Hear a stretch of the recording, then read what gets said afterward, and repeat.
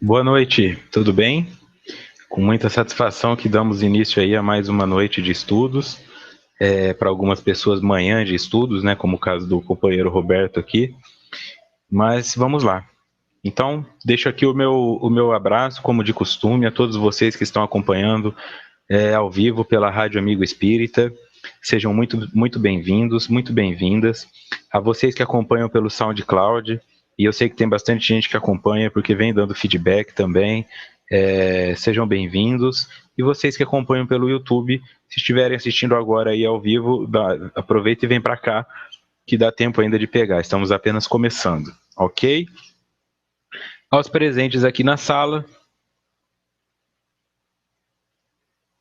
deixo o meu boa noite a Rosita de Blumenau, a Deise do Rio de Janeiro, a Fernanda de São Paulo, aqui da capital, a Socorro de Paulista, em Pernambuco, Sebastião de Cornélio Procópio, no Paraná, o Elson de Miguel Pereira, no Rio de Janeiro, a Marley de Curitiba e a Maria também de Curitiba, a Silvana de Jundiaí, a Áurea de Paraipaba, no Ceará, a Janete de Tijucas, a Cláudia do Rio de Janeiro, a Cristina de São Caetano do Sul, que está visitando parentes, a Edna de Suzano, eu, Roberto, do Japão. Deixo também o meu boa noite especial, que hoje, diante das circunstâncias aí, acredito que temos a visita da Celeste Antenori, que é minha mãe, professora universitária, então nunca pode estar no período da noite, mas agora no período de férias aí, está aqui presente também, então deixo aqui a minha gratidão, né, a pessoa a quem devo essa encarnação. Então tá aí, Celeste Antenori também na sala. Para quem não conhece, esta é minha mãe. Vamos lá? A Carolina chegando aí também. Deixa só uma coisa que eu achei interessante. A Aya, a Carolina chegou do Embu aqui, Embu das Artes, aqui ao lado. A Aya também comentou lá para Virgínia que algumas pessoas ela já conhece, né? Então eu também já tenho algumas pessoas aqui que quando eu vejo entrando na sala, eu já sei de que cidade são. Isso é muito positivo, né? Nós vamos construindo aí um grupo fraterno, um grupo que vai se conhecendo, e à medida que os caminhos forem se abrindo aí, palestras surgindo próximo, fica mais fácil, né, de entrar nesses locais não totalmente estranho, né, não totalmente forasteiro. Então, o pessoal que escuta no YouTube e depois, e que não está aqui presente, já sabe até de onde alguns de vocês são, né? Então é isso aí. Os aplicados vão se destacando. E a vocês também que não colocam o nome, o meu boa noite. Muito obrigado por prestigiarem esse estudo. Este aqui é o estudo da obra Triunfo Pessoal, de Divaldo Franco e Joana de Ângeles. A realização é da Rede Amigo Espírita, que disponibiliza esse espaço, disponibiliza os meios para divulgação, não só desse estudo, mas de vasto material doutrinário. E eu sou Vitor Antenori Rossi. Hoje é o encontro de número 9. Estamos no capítulo 1.3, O Inconsciente, parte 1. Já falamos dos arquétipos junguianos e agora nós vamos entrar no tema inconsciente. Ok, então vamos lá, começando já pelo texto. As impressões armazenadas em camadas abaixo da consciência constituem a área que Freud denominou como inconsciente, enquanto que Jung passou a nomeá-la como inconsciente individual, com a finalidade de diferenciá-la daquela que chamaria de coletivo. Então aqui ela já está colocando, né, para quem não é da área da psicologia, tem muita briga, tá? Na verdade é briga, não vou passar panos não, porque eu não sou de passar pano. Tem muita briga, muito conflito por abordagens psicológicas, né? O pessoal, às vezes, alguns behavioristas brigam com psicanalistas, ficam querendo provar que uma teoria é melhor que a outra. Então, é uma coisa que faz muito mal, assim. Mas dentro da própria história da psicologia, existem teóricos que foram se diferenciando, né? Freud e Jung são dois. Freud é inabalável, tá? E mesmo que os conceitos dele venham a ser ultrapassados, ele é um indivíduo que deve ser respeitado vitalício, porque o que ele construiu é a base. Então, não adianta agora um indivíduo vir falar que Freud é ultrapassado, que a psicanálise só foca na sexualidade, tudo bem, mas tudo que se desenvolveu se desenvolveu partindo daquilo ali. Então eu sempre tenho um respeito muito grande por aqueles pioneiros, aqueles que trazem, que dão a cara à tapa, são contrariados e mesmo assim perseveram, tá? Então, Freud começou, já desenvolvia o seu trabalho, Jung se aproximou de Freud, trabalharam um certo tempo em conjunto, né? Jung estava abaixo de Freud, né, nessa escala hierárquica, mas após passar um tempo com Freud, alcançou Freud e percebeu que em alguns pontos eles discordavam e foi seguir a sua própria linha, desligando-se da psicanálise freudiana e foi criar a psicologia analítica, que é a abordagem que a Joana mais toma como base. Então, o que nós temos em mente aqui? Freud definiu que o inconsciente era uma coisa só. E Jung separou esse inconsciente entre o inconsciente individual e o inconsciente coletivo. Tá? Então ele entendeu que existe um plano onde nós partilhamos experiências anteriores, que seriam os arquétipos que nós já vimos, e tem um onde nós não partilhamos as experiências, nós temos a experiência pessoal. Para aqueles que deixa eu só dar um recado aqui para o pessoal que está travando. Tem uma mensagem minha que eu sempre deixo aí, ó, dá F5 ou diminui a qualidade do vídeo, tá? Porque às vezes a internet de vocês que não tem banda suficiente para receber em HD. Então baixa a qualidade do vídeo que ele para de travar ou dá F5. Quando nós pensamos nessa parte de Freud, não é que Freud ignorava que existia um inconsciente coletivo, né? Mas isso é uma terminologia trazida por Jung. Freud parou na questão dos mitos, né? Entendia que algumas coisas eram compartilhadas pelas pessoas, mas não desenvolveu isso como uma teoria tão profunda quanto Jung desenvolveu, tá? Então Jung passou a definir que existe um consciente individual que ele diferencia daquele que é o inconsciente coletivo. Vamos, para entender melhor isso aí, no livro Sobre os Arquétipos do Inconsciente Coletivo, no capítulo 1, Jung diz o seguinte, isso é nota do expositor: uma camada mais ou menos superficial do inconsciente é indubitavelmente pessoal. Nós a denominamos inconsciente pessoal. Aí, então, aqui eu vou voltar, porque, ó, a Joana e o Divaldo, eles determinam como inconsciente individual, mas é a mesma coisa que o inconsciente pessoal, tá? Eu não quis alterar as terminologias, mas fica na mesma.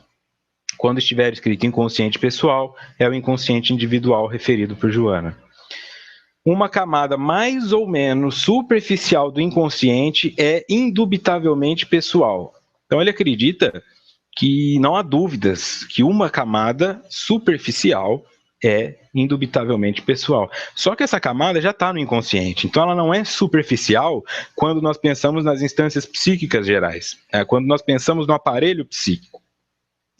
Temos o consciente, temos o inconsciente, dentro desse inconsciente, o inconsciente coletivo e o inconsciente individual. Então o inconsciente individual fica na camada superficial e o coletivo fica mais profundo. E acima disso, nós temos a consciência, tá? Então, apesar dele ser superficial se comparado ao coletivo, não significa que nós tenhamos acesso a isso com facilidade. Tá? O inconsciente justamente tem esse nome porque não temos ciência dele. Se tivéssemos ciência dele, não seria inconsciente. Voltando ao texto de Joana. Esse inconsciente individual registra e armazena as informações que foram registradas ou não pela consciência. Qual sucede quando alguém está realizando uma atividade e, simultaneamente, outros fenômenos ocorrem à sua volta, sem que sejam percebidos pela consciência. Então, ó, esse inconsciente individual registra e armazena as informações que foram registradas ou não pela consciência. Porque o nosso inconsciente, o nosso aparelho psíquico, ele não necessariamente está ligado apenas à nossa percepção, né? Não à nossa percepção primária. Então, eu agora Estou aqui focado em dar esse estudo. Mas, ao mesmo tempo, um campo periférico meu fica de olho aqui no chat para ver se está tendo alguma pergunta, se está acontecendo alguma coisa. Eu talvez não consiga parar, olhar para isso e entender com clareza, mas fica registrado alguns temas que depois eu volto e vejo que realmente era aquilo que estavam falando. Quer ver? Vamos ver aqui, ó.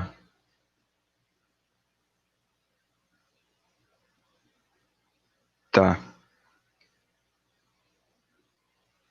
Mariana Ramos. O inconsciente coletivo é igual em todos os seres humanos? Ou o ser só acumula o inconsciente coletivo das reencarnações da qual fez parte? Então,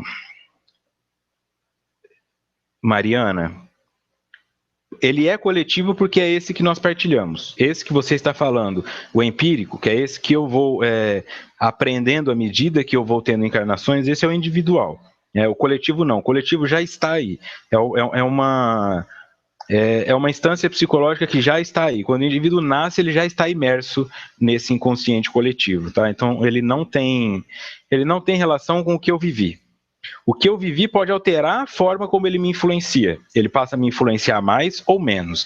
Mas para isso é importante ter acompanhado os estudos anteriores dos arquétipos, porque são os arquétipos que definem esse inconsciente coletivo. São os arquétipos que movimentam as informações nesse inconsciente coletivo. Eles são as informações que nós partilhamos, tá? Quando aquilo que nós falamos de arquétipo de mãe, arquétipo de pai, de herói, tudo isso.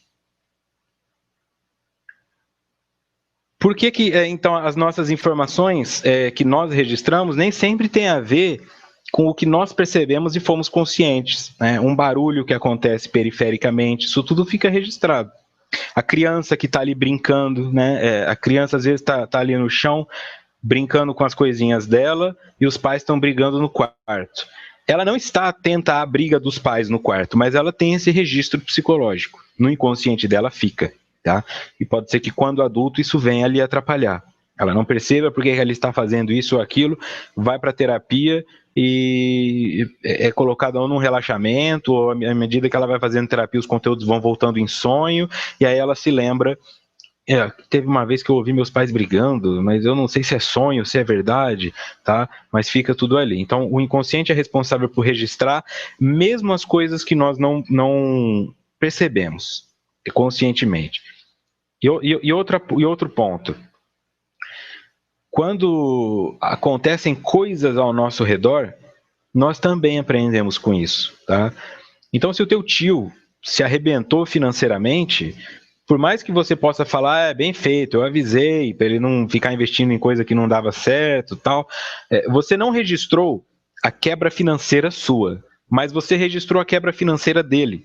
Então, quando você está falando que percebeu os motivos dele ter se arrebentado, isso também já está no teu inconsciente, né? Então, quando você se deparar com uma situação parecida com a que o seu tio terá que vivenciar, você já vai pegar pela intuição, você já vai ter uma memória de que talvez esse não seja o caminho certo. Então, nós aprendemos também em qualquer lugar que estejamos inseridos. Por isso é importante ter em mente assim, se eu acordo e passo o dia inteiro deitado na cama, e durmo, eu já não sou a mesma pessoa. Mas eu não conversei com ninguém, eu não assisti televisão, não importa, eu não sou a mesma pessoa.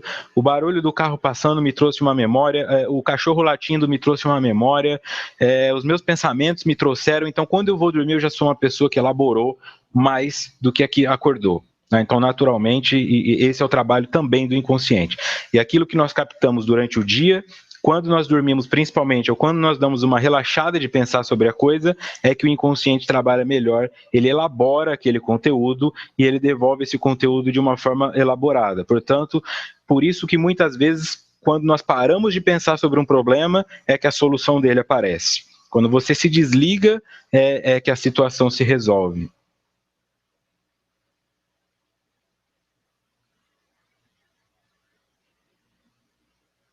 Deixa eu ver aqui.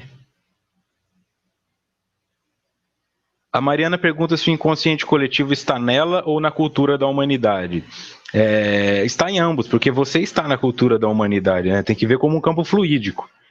né? Como se nós estivéssemos imersos lá na fenda do biquíni do Bob Esponja, assim, tudo isso aqui é água, né? Então, se der uma descarga elétrica lá, eu tomo choque aqui. Então, o inconsciente coletivo, nós estamos imersos nele, né? Então, ele está em nós, nós estamos nele, e dentro eu ainda trago um que é só meu, que está fechado dentro do meu campo psíquico, que esse é o inconsciente individual. Esse é meu, tá? Das surras que eu tomei, dos beijos que eu levei, dos abraços, dos elogios, isso é meu, tem a ver comigo. E aí eu vou construindo a minha imagem com relação aos seres mãe, pai, filho, vizinho, namorada, mas quando eu nasço, eu já entro no inconsciente coletivo. Depois é que eu vou desenvolvendo o inconsciente individual. Isso, tá? Mais uma colocação aqui do Lucy. Por isso que a meditação é importante para esse desligamento? Sim. Justamente por isso, mas não é meditar sobre o problema, é se desligar dele, né? Como o Maurício Faes fala, trabalha com web design, trabalha com parte artística, né? Ele que montou a capa lá do meu Facebook, ele que fez algumas palestras para mim, montou para mim, né? Que você tem que deixar a ideia dormir, né? Você tem que parar, deixar aquilo adormecer um pouco. E a minha avó também sempre me falava isso, né? Que a melhor forma de resolver uma situação é dormir sobre o problema. Então tem um problema, dorme, quando você acordar você vai estar com uma solução melhor. Claro que é uma sabedoria ancestral de idosos que não têm necessariamente um conhecimento de que isso é o inconsciente trabalhando, mas é o inconsciente trabalhando. Ele elabora o conteúdo, tá? Então quando você para de ficar desesperadamente buscando uma coisa, é que aquilo te descobre, né? Que é quando você se resolve. E o Diego pergunta se absorve informações enquanto estamos dormindo. Tudo. Tudo que os teus sentidos captarem, o teu inconsciente está absorvendo. Tá? Tudo. Sensação de vento na tua pele, calor, frio, barulho do martelo no vizinho, tudo isso aí, mesmo enquanto você está dormindo, o seu inconsciente não desliga. O que desliga é o seu consciente, tá?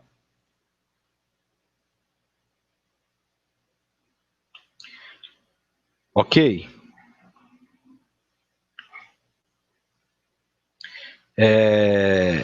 Nota do expositor. Novas conferências introdutórias sobre a psicanálise. Livro 28, página 90. Sigmund Freud coloca o seguinte: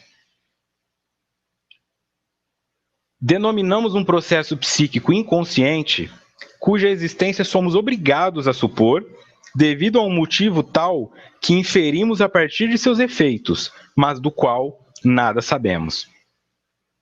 Então é isso aí. Essa é a denominação de um processo psíquico inconsciente. Nós somos obrigados a supor a sua existência porque existem efeitos, mas nós não sabemos como isso se manifesta, tá? Então um processo psíquico que te leva a gritar com seu filho, a chutar o teu cachorro, a fumar um cigarro, mesmo que é contra a sua vontade, isso está sendo... Você está vendo isso acontecer. Você olha no espelho, descobre que está acima do peso, fica insatisfeito com isso, conscientemente fala, eu não vou comer mais. E de repente você está lá comendo um charge inteiro sozinho, comendo uma caixa de bis, e não percebe que fez isso, e não consegue entender por que é que você não se desapega dessas coisas. E promete que nunca mais vai gritar com seu filho e grita com ele de novo. Promete que não vai maltratar a sua esposa verbalmente, vai lá e maltrata de novo. E consigo mesmo também, muitas vezes, né? Quantas vezes nós não falamos assim, eu nunca mais vou fazer isso. Não, essa foi a última vez que me fizeram sofrer. E aí, 15 dias depois, está lá de novo, declarando amor eterno por uma pessoa que acabou de conhecer. Vai sofrer de novo? Não necessariamente. O que importa aqui é a pessoa se esquece. E quando ela percebe, ela já está fazendo aquilo que a incomodava. Então, eu sei que eu estou comendo mais do que eu preciso, mas eu não consigo entender. Portanto, eu não tenho consciência sobre isso. Se eu não tenho consciência, está no meu inconsciente, tá? Nenhum comportamento é um comportamento de acaso. Não existe um comportamento de acaso. Tudo que você esteja fazendo tem uma explicação para isso. Se você não é consciente dela, você apenas não é consciente dela, mas ela está na sua inconsciência. E isso pode ser explicado à medida que você se aprofunde nestes campos de inconsciência.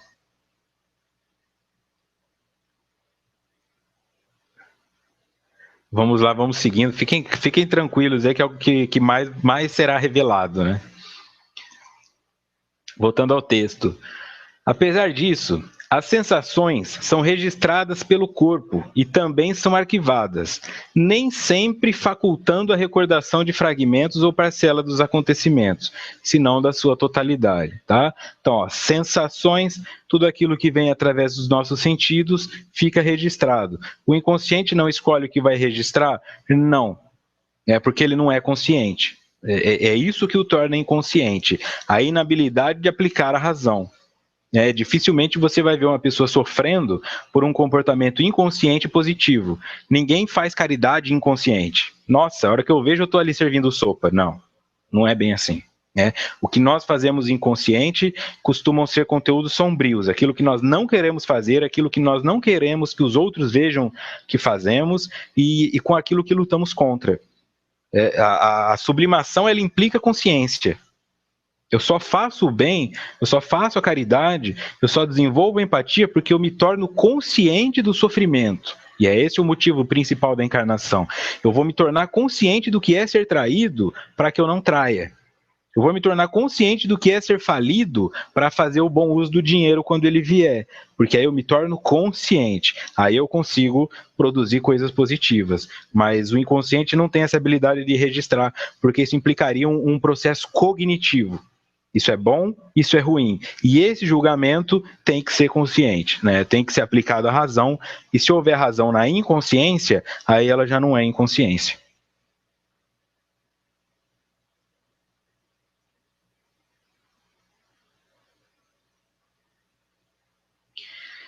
A Mariana continua. Ela perguntou a respeito de fazer analogias de consciente racional e inconsciente emocional. Não. Porque o consciente pode ser emocional também, né? Eu posso ter uma emoção consciente, eu posso ser consciente de uma emoção, eu posso provocar uma emoção conscientemente. Né? Basta os atores fazem isso o tempo todo. Ele quer chorar, ele provoca essa emoção de choro. Ele lembra do cachorrinho que morreu, mas isso está no consciente dele. Aí ele lembra da mãe que morreu e ele chora. Então isso é uma forma consciente de provocar uma emoção. Que nós temos consciente intelectual e consciente emocional. Mas em se tratando de consciente, tá? Não consciente. Mas em se tratando de consciente e inconsciente, não há esse filtro. Não há essa aplicação da razão no processo inconsciente. Tá? À medida que eu desenvolvo o meu racional, as informações emanadas do inconsciente passam a ter menos força porque a minha habilidade de fazer o julgamento moral se aplica melhor. Aí eu consigo perceber, não é porque eu quero matar o cara porque ele me fechou no trânsito que eu preciso matar o cara. Não há necessidade de fazer isso. E aí nós vamos nos tornando menos refém. Aí na repetição, aquilo vai para o inconsciente. Bom, eu não preciso mais pensar sobre o que eu estou fazendo, então é inconsciente.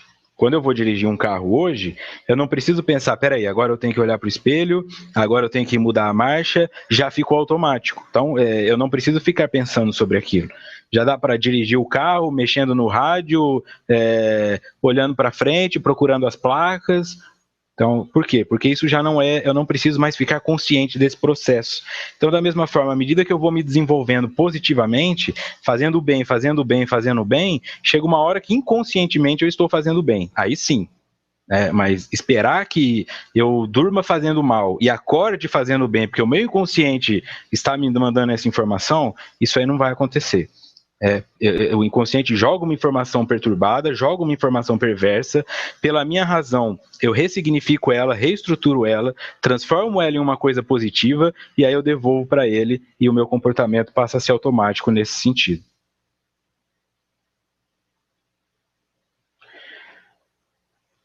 Nota do expositor. De novo, sobre os arquétipos do inconsciente coletivo, capítulo 1, Carl Jung.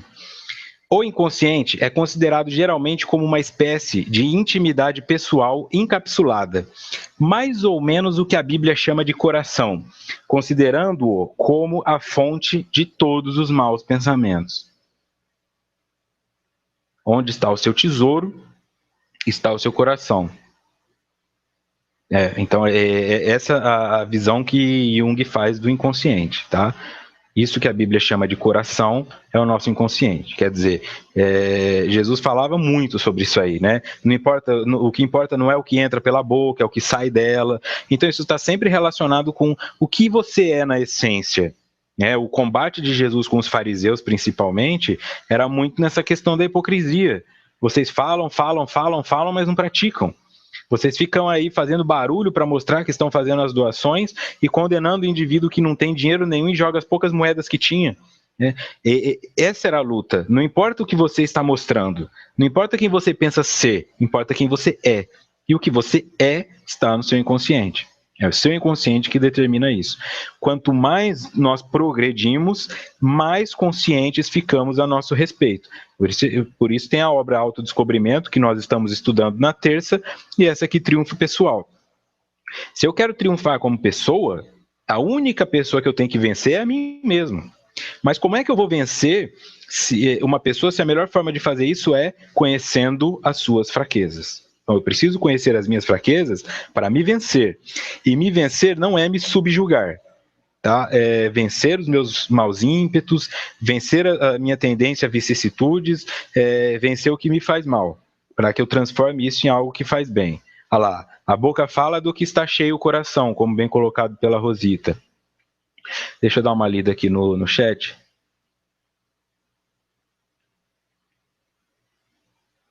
A Rosana colocou uma coisa interessante aqui, né? Vitor, é por isso que temos a sensação, quando adultos, de que o tempo passa mais rápido, pois muitas coisas que fazemos no dia a dia já estão registradas em nosso inconsciente e fazemos e não registramos mais. É ótimo pensamento, mas isso não se aplica só a adulto, não. Se você coloca o teu filho para fazer aquela mesma rotina todo dia, também. Na nossa infância, eu não sei qual é a sua idade, Rosana, mas eu com 30 anos já posso dizer que na minha infância não tinha tanto recurso que nem tem hoje. O garoto ia no máximo, ele fazia uma aula de natação, ou ele fazia uma de futebol. Hoje o menino sai do espanhol, vai para o italiano, vai para o inglês, vai para aula de música, ele fica o dia inteiro fora, assim. Para as crianças o tempo também já está correndo mais rápido. Mas dentro do que você perguntou, sim. Tá? Sim.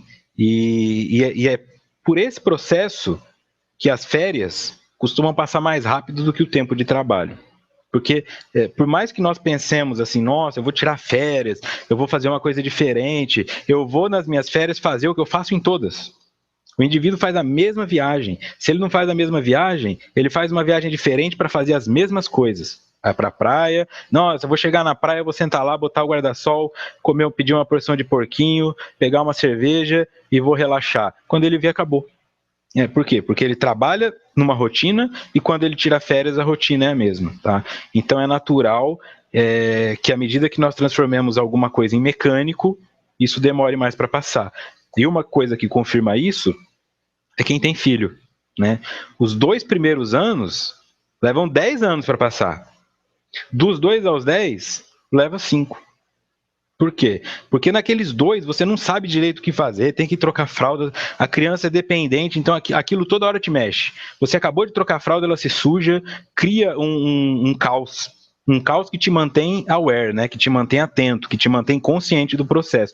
Depois que a criança vai ficando autônoma, que ela já se limpa sozinha, que ela já toma banho sozinha, que ela já se alimenta sozinha, aquilo começa a passar mais rápido também, né? Então você conversa com pais de filhos recém-nascidos, nossa, eu tenho a sensação que nunca vai acabar, não tô dormindo direito. E aí tem um outro com um filho com 15 anos já, né? Ih, você não sabe de nada, daqui a pouco ele já tá indo pro colegial. E ele fala, será? E é isso mesmo, tá? Porque à medida que nós transformamos um comportamento em automático, que ele fica registrado no inconsciente, e nós não temos que ser conscientes da execução dele, aí é natural que o tempo também passe mais rápido, porque nós estamos num modo automático, né? Mas isso não implica que não esteja existindo a elaboração. Olha aqui, para depois não falar... O Victor dá uns exemplos aí, ó, a Cássia. Eu faço mesmo a mesma viagem nas férias, e você não é a única. Tanto que, pelo menos aqui em São Paulo, eu não preciso assistir o jornal para saber que se der um feriado, a Imigrantes vai ficar entupida. Essas pessoas estão indo para fazer a mesma coisa. Por quê? Porque nós somos assim. até a sensação de relaxamento, ela é tensa. O indivíduo vai para a praia e eles já brigam, porque você esqueceu o guarda-sol, você esqueceu não sei o quê, tinha que pôr gasolina no carro, e vai para a praia ficar estressado lá, do mesmo jeito que fica quando está no emprego. Aí sente que as férias, nossa, um mês de férias nem descansei, não estou pronto para voltar, e é realmente porque não descansou. O descanso está em fazer coisas novas, né? E não entrar na apatia. A apatia cansa mais do que fazer coisas novas. A Silvana colocou aqui, o pai dela falava que sempre falava que quando fosse se aposentar, iria só passear. E agora não sai de casa e já está trabalhando novamente. É isso aí. Tá aí o tempo todo, né? Para quem quiser ver. Voltando ao texto. Em face dessa ocorrência, o cérebro é capaz de assinalar todas as ocorrências sem cessar, sendo que algumas áreas captam melhor os estímulos da natureza visual, olfativa, auditiva, com preferência por aqueles de natureza visual que teriam maior preponderância. Olha o cérebro aqui, ó, capaz de assinalar todas as ocorrências sem cessar. Está aqui confirmando também a resposta, eu não lembro quem perguntou, se o cérebro fazia um crivo, né? Se o inconsciente fazia um crivo, tá aí, ó.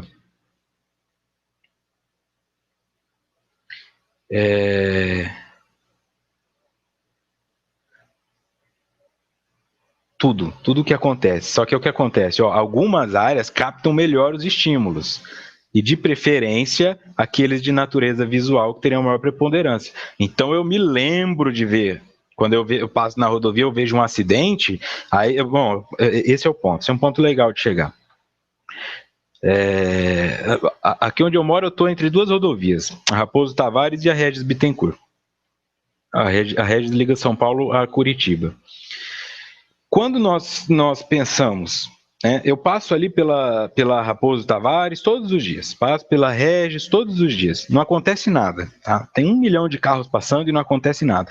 Só que se um momento eu passar e ver um indivíduo que sofreu um acidente, principalmente esse pessoal que anda de moto no corredor, sofre um acidente, aí tá lá a ambulância da rodovia resgatando o cara. Aí eu lembro, aquilo fica marcado, porque foi um impacto visual. Toda vez que eu passar naquele trecho, eu vou lembrar, nossa, aqui tinha um cara caído de moto, aqui capotou um caminhão, né? Mas eu não registro as 100 vezes que eu passei e nada aconteceu.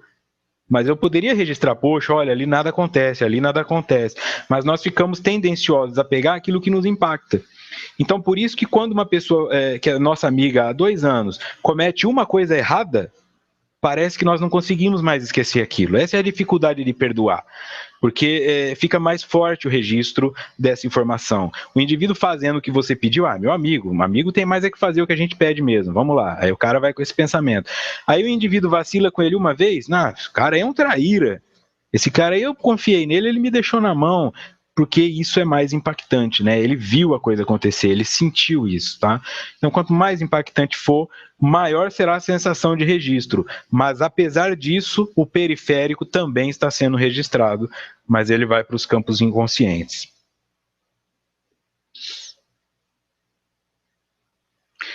Essa capacidade, o texto, essa capacidade não anula as demais funções ou captações para arquivos cerebrais da psique.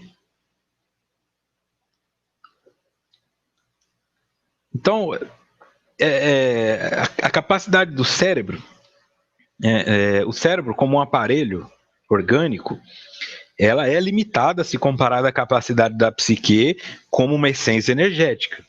O nosso mental, o nosso corpo mental, né, ele ultrapassa os limites do cérebro. Então, você pega um indivíduo com lesão cerebral, ou um indivíduo com demência, com alguma Alzheimer, o que está havendo uma desconexão é na interpretação da informação.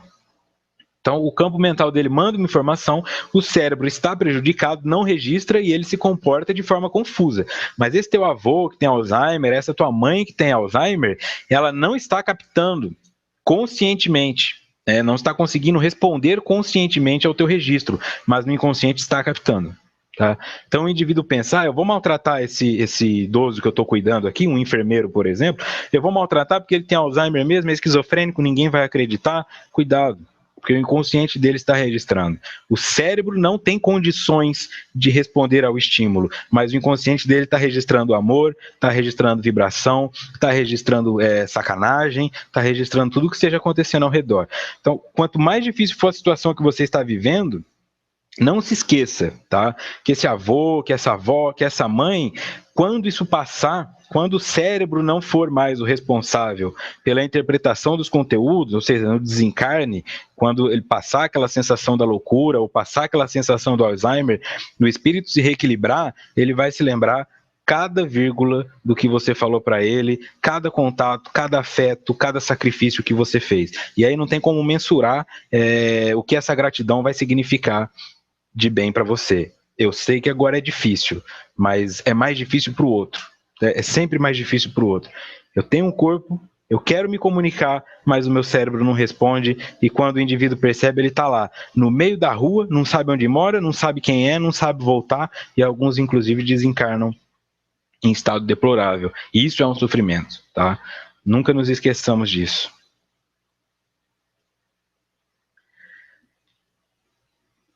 Continuando no texto. De outra maneira, as personificações dúplices, múltiplas ou parasitárias pertenceriam ao inconsciente coletivo, no qual estariam todas as informações ancestrais do conhecimento, mesmo que arquivadas de forma não consciente.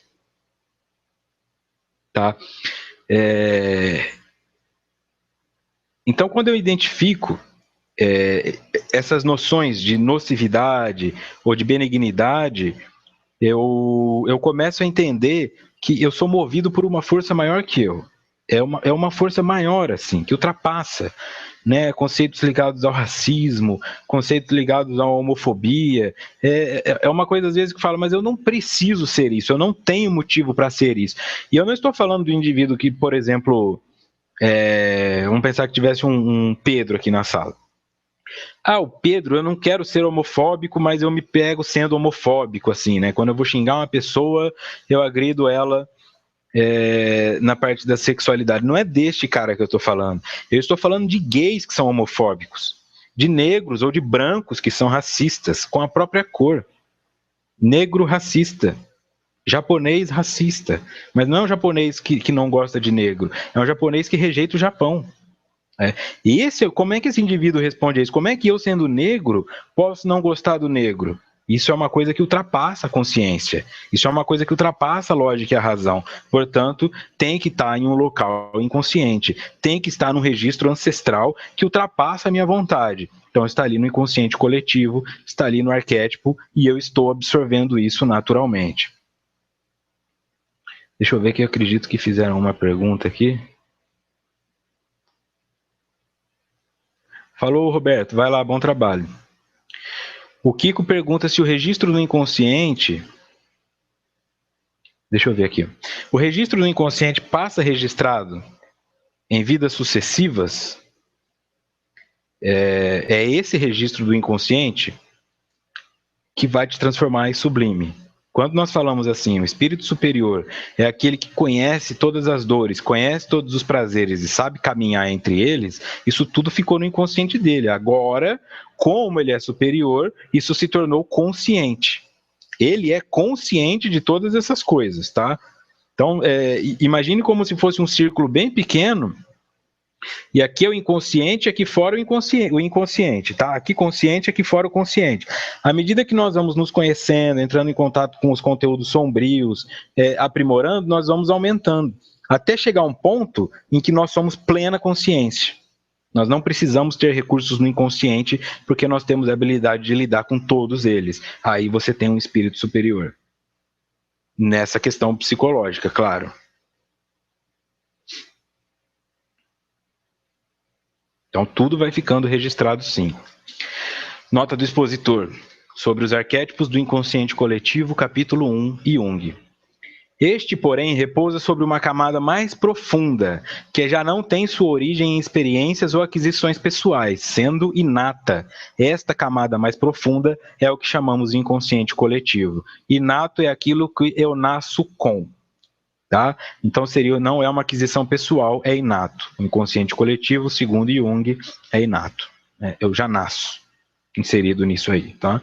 Então fica essa imagem aí do fluídico, tá? Nós estamos inseridos no inconsciente coletivo. E virá para o nosso consciente os conteúdos de acordo com as nossas vivências, tá? Se eu estou inserido no inconsciente coletivo, que espera que a mãe seja cuidadosa, e de repente com 6 anos de idade eu me pego no orfanato porque ela me colocou numa lata de lixo, aí é natural que eu desenvolva um sentimento contrário à figura materna, ou um sentimento, poxa, eu realmente devo ser uma pessoa ruim porque me jogaram no lixo. Agora, se eu venho numa sociedade que espera que a mãe seja boa e eu tenho uma mãe boa, aí eu confirmo aquela imagem. Só que se eu tenho uma mãe ruim que continua comigo, aí eu entro em conflito, porque parece que eu sou o problema. Porque a figura da mãe, arquetipicamente, é sagrada. Quando o indivíduo reclama da mãe, as pessoas falam, mas você não pode reclamar da mãe, a sua mãe deu a sua vida. E ele sente, mas eu quero reclamar da minha mãe. Porque não é da minha mãe arquetípica que eu estou reclamando. É da dona Lenira, é da dona Silvia. Eu estou reclamando do ser humano que faz o papel de mãe. Mas é difícil desconectar disso, tá?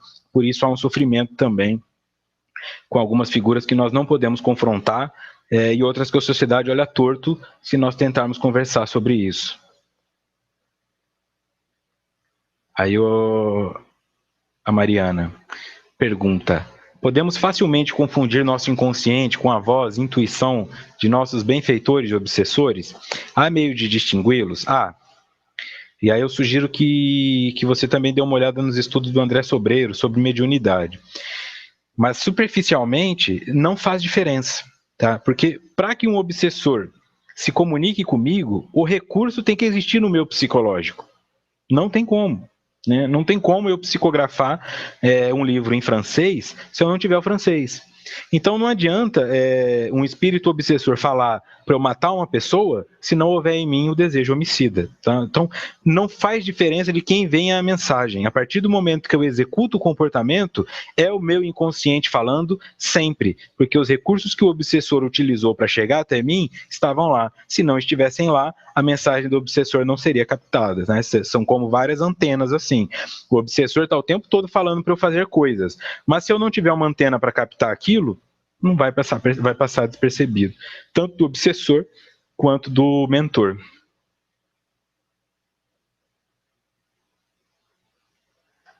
Continuando, em Joana. Esse inconsciente coletivo se encarregaria de guardar todos os dados que podem ser acessados a qualquer momento por todas e quaisquer pessoas, superando as dimensões de tempo e de espaço. Então, o inconsciente coletivo se encarregaria, tá? Guardar todos os dados que podem ser acessados a qualquer momento por todas e quaisquer pessoas, superando as dimensões de tempo e espaço, acumulados desde os primórdios do conhecimento do ser no seu processo evolutivo, abrangendo a fase primária e prosseguindo até o momento cultural que se vive, não apenas em relação a si mesmo, mas igualmente a respeito de tudo quanto haja ocorrido. Aí também responde o Kiko, lá de Florianópolis, né? Tá aí, ó, desde o primário. Eu, quando nasço, eu já venho com esse registro, porque esse registro se transforma em um avanço. Senão o indivíduo teria que ficar toda hora se elaborando. Então você pode perceber, por exemplo, que algumas crianças já nascem mais hábeis em fazer determinadas coisas. Mas são espíritos superiores de outro planeta, da transição planetária. Tudo bem, mas se não houvesse recursos no inconsciente coletivo da Terra, elas não teriam com o que trabalhar. Tudo se resume à energia. Tudo se resume a como essa energia se movimenta. Então não adianta você ter um espírito que tem habilidades superiores num meio estéreo, ele não vai produzir. Não tem como. Eu posso ser o cara que dá o grito mais alto do mundo aqui na Terra, porque se eu for para o espaço, no vácuo, o som não se propaga, eu sou apenas um cara de boca aberta. Então, tudo se resume à medida que nós vamos nascendo e renascendo, eu, Vitor, vou, trabalho, deixo uma mensagem aqui, ressignifico as mensagens que já existiam, escrevo um livro, escrevo 10 ou não escrevo nenhum, mas fica lá registrado. Aí isso já está na egrégora, já está no campo mental da Terra. Quando outra pessoa nascer, este conhecimento já está ali com uma sensação, ele já está aberto a recebê-lo, é mais fácil. É muito mais fácil hoje tentar explicar inconsciente para vocês que estão aqui depois de estudarem várias coisas, do que quando Freud tentou explicar isso para os doutores da época. Nós não somos doutores, talvez tenha um ou outro doutor aqui inserido no nosso estudo, né? Mas ele tentou explicar para os doutores que eram referência da época, que alguns deram risada dele, rejeitaram, filósofos rejeitaram. Então, quer dizer, como a sociedade não estava preparada para absorver esse conteúdo, porque esse conteúdo ainda não existia. O que era considerado inconsciente, que poderia ter sido descoberto muito antes, foi bloqueado pela igreja. Porque a igreja trouxe os conhecimentos mitológicos para explicar coisas que não tinham respostas, então as pessoas pararam de tentar entender o que não era consciente e passaram a responder o seguinte: quando alguém dizia isso é porque Deus quis, era a pessoa falando, isso é inconsciente coletivo. Mas não tinha essa resposta ainda, não tinha essa terminologia. Então fica mais fácil da pessoa compreender isso hoje. Então vocês já estão preparados para aceitar o inconsciente.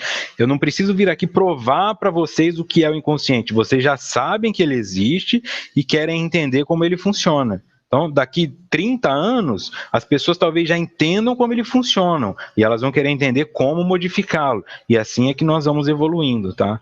Porque a mensagem, o registro já fica na nossa egrégora, nessa massa energética que estamos inseridos.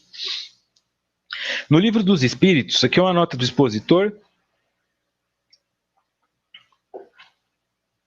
A Cássia Lima aqui, eu vou até compartilhar.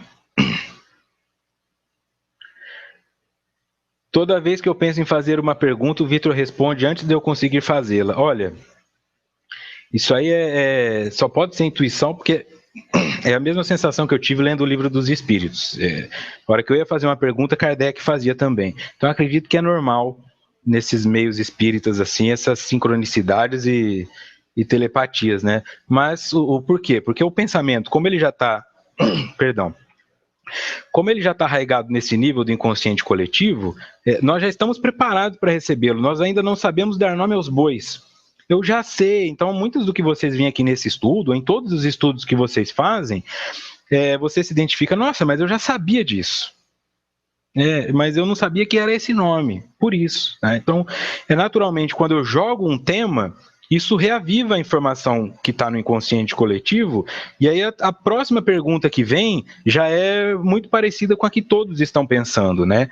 E provavelmente parecida com as minhas, porque foi daí que eu montei o estudo, e parecida com as de Joana, porque foi essa sequência que ela deu para os temas, né? No Livro dos Espíritos, capítulo 8º, esquecimento do passado. Na pergunta 393 tem um comentário de Kardec. Aí tem uma explicação também no chat da minha mãe, aí, ó, essa manja de comunicação, tá? Professora de língua portuguesa, e mexe com uma área pesada da língua portuguesa aí, então ela entende de discurso. Se não temos, durante a vida corpórea, uma lembrança precisa daquilo que fomos e do que fizemos de bem ou de mal em nossas existências anteriores, temos, entretanto, a sua intuição. E as nossas tendências instintivas são uma reminiscência do nosso passado, as quais a nossa consciência, que representa o desejo por nós concebido de não mais cometer as mesmas faltas, adverte que devemos resistir. Aqui já é o Livro dos Espíritos, isso foi Allan Kardec falando, tá? Porque a pergunta é, por que nós temos esquecimento? O capítulo é o esquecimento do passado. Nós não temos a lembrança do passado, segundo Kardec, mas temos a sua intuição. E as nossas tendências instintivas, né, aquilo que nós tendemos a fazer instintivamente, então, aquilo que eu faço quando eu não tenho tempo de pensar, xingar no trânsito, quebrar as coisas em casa, praguejar, sabotar, me vingar, quando eu não tenho tempo de pensar e eu ajo instintivamente, são reminiscências do nosso passado, as quais a nossa consciência, que representa o desejo por nós, concebido de não mais cometer as mesmas faltas, adverte que devemos resistir. Por quê? Quando ele está falando aqui, ele está falando da consciência como se fosse o grilo falante. O grilo falante era do Pinóquio? Eu não lembro, agora deu um branco, era do Pinóquio. O grilo falante era do Pinóquio. O grilo falante, então, ficava lá. Isso que nós chamamos de consciência, que alguns colocam como o diabinho e o anjinho, se refere ao consciente. Porque no inconsciente eu tenho as informações do que é bom e do que é ruim. Percebam que aquele diabinho e aquele anjinho, eles utilizam recursos que o cara sabe que existem para tentar convencê-lo. Então não é inconsciente. Né? Quando nós falamos eu estou com peso na consciência, significa que um objeto ou um tema do qual eu tenha consciência, ou seja, um tema que eu esteja atento, não está batendo com o meu comportamento. Puxa, eu tirei o dinheiro do cara, mas eu tô com a consciência pesada. Eu vim com um troco a mais, mas eu tô com a consciência pesada. Eu tô lendo esses livros em PDF, mas eu tô com a consciência pesada. Por que a consciência está pesada? Porque você já tem uma aplicação de valor moral. Se não tiver aplicação de valor moral, se você for inconsciente disso, aí não tá nem aí. O indivíduo rouba tênis, o indivíduo rouba casa, assalta, estupra. Ele não tem consciência daquela dor. Aqui, ó. Representa o desejo por nós concebido de não mais cometer as mesmas faltas. Então, um indivíduo que foi estuprado, uma mulher que foi estuprada, que entendeu a dor que é o estupro, depois que ela desencarna, ela descobre, mas você tinha estuprado outras pessoas, você só estava pagando a sua expiação. Aí ela fala, meu Deus, eu nunca mais quero estuprar uma pessoa. Eu nunca mais quero que alguém passe por isso. Então a consciência dela agora sabe que ela não quer mais ter contato com o estupro. Se ela se deparar com uma situação parecida na próxima encarnação, mesmo que ela tenha esquecido do passado, já vai vir um sentimento de culpa que talvez a impeça de dar continuidade naquilo. O Lúcio pergunta: intuição vem do inconsciente coletivo ou do inconsciente pessoal, ou ambos? A intuição, né, nós vamos pensar de uma informação que vem de fora. Tá? Então, ela vem do inconsciente coletivo, ela vem porque eu participei do inconsciente coletivo. Isso que está registrado aqui na egrégora do planeta, eu ajudei a construir. Então, eu estava lá. Algumas coisas eu vi, algumas coisas eu provoquei, eu só não me lembro disso agora. Mas, quando eu penso em inconsciente pessoal, aí é insight. Insight, tá? Insight, você tá nos Estados Unidos, né, Lúcio? Então, insight, você mesmo tá claro isso aí, que seria o olhar para dentro. Quando eu olho para dentro, aí eu enxergo os recursos que já estavam em mim, mas eu não estava vendo. Aí eu tive um insight. A intuição é aquela informação que vem de fora. Tá? É um estímulo que vem de fora para movimentar um conhecimento que existe dentro. Eu nunca tinha pensado dessa forma. Aí pode ser uma intuição. Eu nunca tinha enxergado dessa forma. Pode ser um insight. Mas, novamente, não dá para precisar com clareza isso em todos os indivíduos. O que importa é muito mais o resultado do que... É muito mais o efeito do que a causa, né? Contanto que você faça o bem, contanto que você cresça, contanto que você amadureça, não importa muito de onde veio. Mas, sim, a intuição ela vem muito mais de fora. E atua nos conteúdos internos. Continuando, em Joana. Desse inconsciente coletivo, surgiram os arquétipos primordiais, responsáveis por todos os fenômenos psicológicos, conscientes ou não, e identificáveis através dos sonhos, que responderiam aos estímulos que os podem desencadear, muitas vezes surgindo como complexos, que são os grupos de conceitos portadores de significativa carga emocional. Isso aqui também complementa, tá vendo, Lúcio? Ó, desse inconsciente coletivo surgiram os arquétipos primordiais, responsáveis por todos os fenômenos psicológicos. Portanto, a intuição, sendo um fenômeno psicológico, também começa no arquétipo primordial e no inconsciente coletivo. Identificáveis através dos sonhos, o arquétipo nós já vimos nos estudos anteriores, né? Que responderiam aos estímulos que os podem desencadear, muitas vezes surgindo como complexos, que são os grupos de conceitos portadores de significativa carga emocional. Então, para quem se lembra daquela última imagem circular, que tinha o complexo, que tinha o arquétipo, que tinha o consciente, o ego, o eixo ego-self, é nesse sentido. Tá? Então, começa pelo arquétipo e ele, se tiver uma carga emocional no meu consciente, na minha experiência atual, e com as informações que o meio está me trazendo, isso pode estimular a formação de um complexo. Tá? O complexo é uma outra terminologia da psicologia analítica, tão complexa quanto o próprio nome, que também nós vamos aprofundar, mas não hoje. Por isso que está grifado aqui. Nota do expositor, sobre os arquétipos do inconsciente coletivo, capítulo 1, Jung. Os conteúdos do inconsciente pessoal são principalmente os complexos, de tonalidade emocional, que constituem a intimidade pessoal da vida anímica. Os conteúdos do inconsciente coletivo, por outro lado, são chamados arquétipos. Nós já vimos os arquétipos, já entendemos como funciona então o arquétipo, fica mais claro agora sabendo que eles estão inseridos no inconsciente coletivo, tá? Então nós mergulhamos nesse inconsciente coletivo, tem algumas informações que se repetem, essas informações que se repetem vão solidificando, essa solidificação forma um arquétipo. Então, é assim que uma mãe tem que ser assim que um pai tem que ser, assim que um filho tem que ser, né? Assim que um branco tem que ser, assim que um negro tem que ser. E aí nós vamos respondendo, refletindo a isso. Até que haja uma reformulação que não leve em conta a cor da pele, que não leve em conta a sexualidade, nem o gênero. Tá? Então, o que se refere ao inconsciente pessoal são os complexos. E o que se refere ao inconsciente coletivo são os arquétipos. Aqui, ó, mais uma nota do expositor. Para diferenciar primeiro a pirâmide de Freud, consciente, onde encontramos os pensamentos e as percepções, aquilo que estou vendo nesse exato momento, essa visão freudiana. Pré-consciente, memórias, conhecimentos armazenados, quando você quer lembrar o nome de uma rua, eu já passei por aqui, eu preciso lembrar o telefone de alguém, isso está no seu pré-consciente, tá? Então eu não estou ali pensando no telefone da pessoa, mas está ali no pré-consciente. O pré-consciente são as informações que podem ser acessadas facilmente, tá? Mas que não estão no aqui e agora da nossa mente. Tá? O aqui e agora é uma linguagem, não é psicanalítica, mas como eu não trabalho com linhas e sim com a psicologia generalista, eu não tenho problema com isso. E tem o inconsciente, que são os medos, né? Eu tenho medo de barata. Por quê? Eu tenho medo de escuro. Por quê? Eu dormi 30 anos no escuro, nunca aconteceu nada, nunca nenhum monstro me pegou. Por que eu continuo tendo medo? Eu tenho medo de ser traído, nunca me traíram. Por que eu continuo tendo medo? Tenho medo de perder o emprego, já recebi até prêmio de funcionário do mês. Por que eu continuo com medo? Impulsos violentos, principalmente com crianças e para consigo mesmo.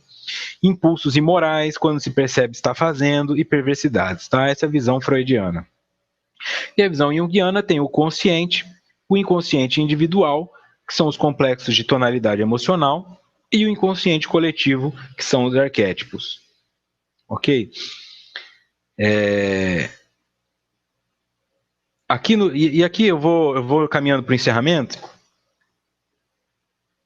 para que nós possamos pensar sobre isso aí, refletir sobre isso aí. Eu trouxe uma frase de Kardec, também no Livro dos Espíritos, Esquecimento do Passado, mas esse é o comentário que ele faz na pergunta 399. Se o homem não conhece os próprios atos que cometeu em suas existências anteriores, pode sempre saber qual o gênero de faltas de que se tornou culpado e qual era o seu caráter dominante. Basta que se estude a si mesmo e poderá julgar o que foi, não pelo que é, mas pelas suas tendências. E quem já acompanha o estudo desde o começo sabe que eu sempre falo isso.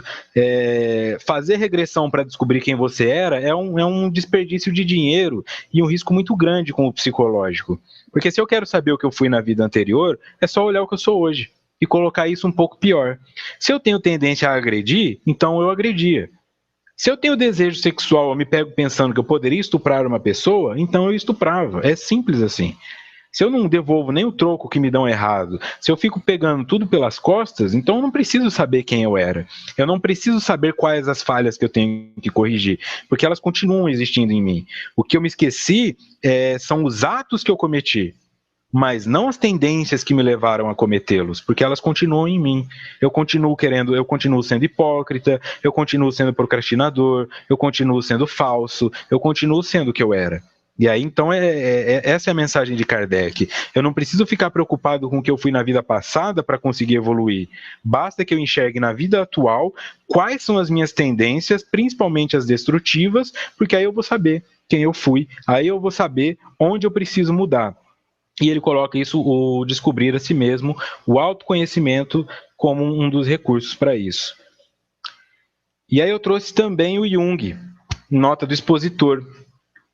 Quem caminha em direção a si mesmo corre o risco do encontro consigo mesmo.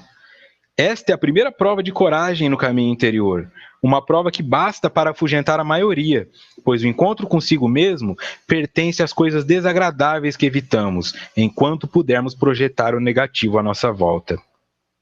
Para que eu consiga encontrar a mim mesmo, eu vou ter que parar de culpar minha mãe, eu vou ter que parar de culpar meu pai, eu vou ter que parar de culpar o governo e eu vou ter que reconhecer que eu sou responsável por isso. Então, ó, a maioria vaza, foge, sai correndo, né? Nós vamos pegar o número de pessoas que começam são estudos e à medida que os estudos vão se aprofundando, não consigo mais, eu não estou encontrando tempo, está ficando difícil e vai procrastinando, tropeça e não consegue mais seguir. Tá? Não é que a pessoa faça isso conscientemente, é o inconsciente dela. Tá doendo muito se conhecer. Tá doendo muito entrar em contato consigo mesmo. Tá doendo muito não poder mais responsabilizar os outros pelas suas faltas. Então eu vou dar uma parada, porque tá doendo muito ser quem eu sou. Tá doendo muito descobrir quem eu sou de verdade. Mas a proposta aqui é que nós não tenhamos esse medo, por isso nós estamos em grupo, tá? É um grupo grande. Esses estudos estão ultrapassando